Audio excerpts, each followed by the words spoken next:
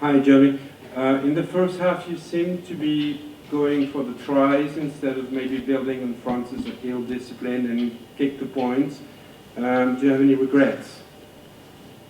No, because they had a yellow card. So for 10 minutes, I think 3 of my decisions to go to the corner was when they had a yellow card. A couple of them we took the scrum, we nearly scored. We should have scored from a couple, and then obviously just before half time, yeah, we could have taken 3 and tried to go in the lead, but look, obviously we knew we had to win the game by more than 6 or get 4 tries, so we were trying our best to put the pressure on, because we knew the French team, with the players that they have, can score tries out of nothing. It's a bit like when you're playing the All Blacks, you know, you have to have the mentality to go and score tries, and you know, sometimes it comes off, sometimes it doesn't, but the decision, I thought, was brave, of course, but the execution, we didn't back up the decision. Hi Johnny, it's the from AFP. Just how important are France's halfbacks to the way they play and the fact they won tonight? Yeah, they can create something out of nothing, can't they? So showed that again. We knew that was going to be the case. We studied them hard, but again, like I said, there was a couple of tries that a couple of our mistakes, obviously, and then a couple of moments of brilliance by them. But we knew that they were going to have their moments, and I thought we coped with them well enough at times, and then other times we didn't put enough pressure on them. But like I said, that's the reason why we knew they could score a try from nothing, and that's what they've done throughout the championship. So another reason why we were quite aggressive with our decision making. Hi Johnny. Can I just ask you, like, how close do you feel you are to France and to England, the two sides who beat you in this championship? Do you think there's a gap there, or is it literally just the decision making you spoke about there?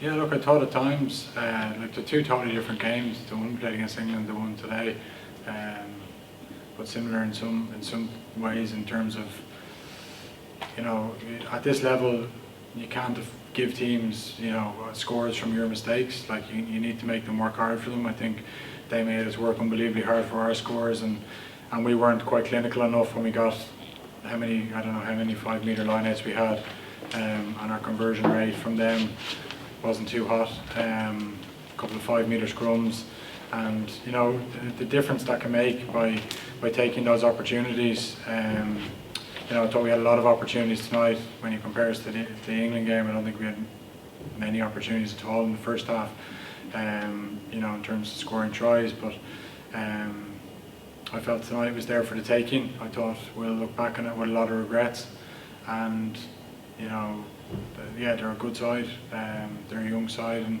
they're going places. You can see they've got much improved, you know, organisation and spirit within the squad, and yeah, they're a very good team. When you were coming off towards the end, we saw you shaking your head. Can you just describe what were your thoughts in those moments when you were coming off the pitch? Yeah, I'm very disappointed they're coming off. Like everyone will be.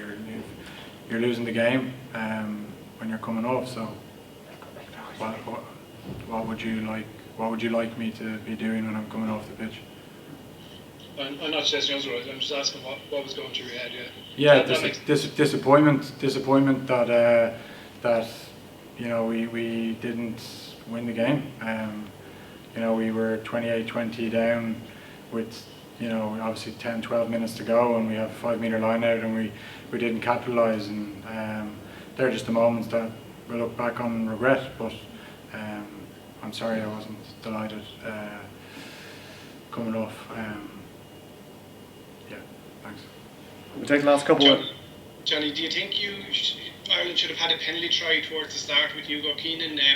What could you see a replay of that as well, and what did you say to Wayne?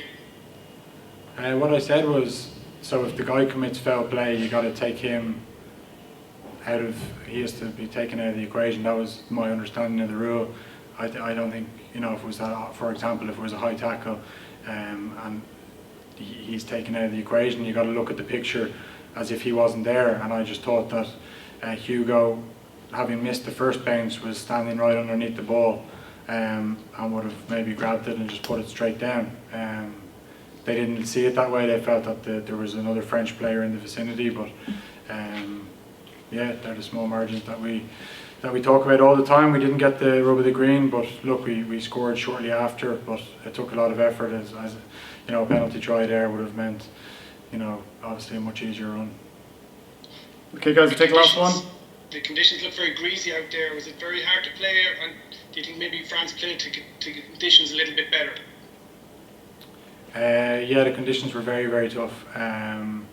You know, you get the new balls, which have a film on them, and then when the grease, how greasy it was with the rain through the afternoon or through the evening, and then into the game, the ball was like a bar of soap, and of course, it's easier when you're winning the game, because you don't need the ball. You can kick it long, you can kick it, and that's what we knew they were going to do. And you know, I'm surprised we got as many set pieces as we did this evening, because we didn't expect to get any with how they play. But yeah, like I said, it's easier to play in those conditions when you're winning, because you can, you know, like I said, you don't need the ball, and they capitalise on our mistakes and the loose ball a lot, and they've got some individual players that can just punish you for nothing.